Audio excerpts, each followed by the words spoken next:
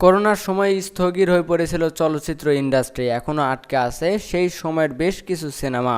আগামী আগস্টে মুক্তি পাচ্ছে এমন দুটি সিনেমা, নন্দিনী ও ডাইরেক্ট অ্যাকশন। পরিতোষ বাউরের নরক নন্দিনী উপন্যাস অবলম্বনে নন্দিনী বানিয়েছেন সয়বুর রহমান রাসেল। এটি নির্মাতার প্রথম সিনেমা। 2019 সালের শেষ দিকে শুরু হয় শুটিং। প্রথম লটের শুটিংয়ের পরই শুরু হয় করোনা মহামারী, থেমে যায় শুটিং। এরপর প্রযোজক অসুস্থ হয়ে পড়লে সিনেমার বাকি দৃশ্যের শুটিং করতে আরও দেরি হয়ে যায়। নির্মাতা সয়বুর রহমান রাসেল বলেন, অনেক চড়াই উত্তরায় পেরিয়ে অবশেষে 2 আগস্ট সিনেমাটি দর্শকের সামনে আসছে। একজন নির্মাতার জন্য এর চেয়ে ভালো খবর আর কি হতে পারে।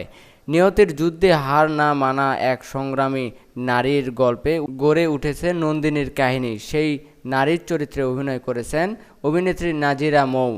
আরও আছেন পশ্চিমবঙ্গের ইন্দ্রনীল সেনগুপ্ত, তিনি অভিনয় করেছেন সাংবাদিকের চরিত্রে। অন্যান্য চরিত্রে আছেন ফজলুর রহমান বাবু, সাইদ বাবু, ইরেশ জাকের, মনিরা ইউসুফ মেমি, জয়শ্রী কর জয়া, ইলোরা জহর প্রমুখ। নয়নতারা লিমিটেডের ব্যানারে নন্দিনী প্রযোজক করেছেন মোহাম্মদ ইমাম হাসান। অন্যদিকে 2019 সালে আমিন খান ও সাদিকা পারভীন পপিকে নিয়ে সাহসী যোদ্ধা নামের সিনেমার শুটিং শুরু করেছিলেন সাদেক সিদ্দিকী। সে বছরের শেষ দিকে শুটিং শেষ হলেও করোনার কারণে মুক্তির প্রতিক্রিয়া স্থগিত হয়ে যায়। এরপর 2021 সালে ডাইরেক্ট অ্যাকশন নামে সেন্সর বোর্ড থেকে ছাড়পত্র পেলেও মুক্তি পায়নি সিনেমাটি।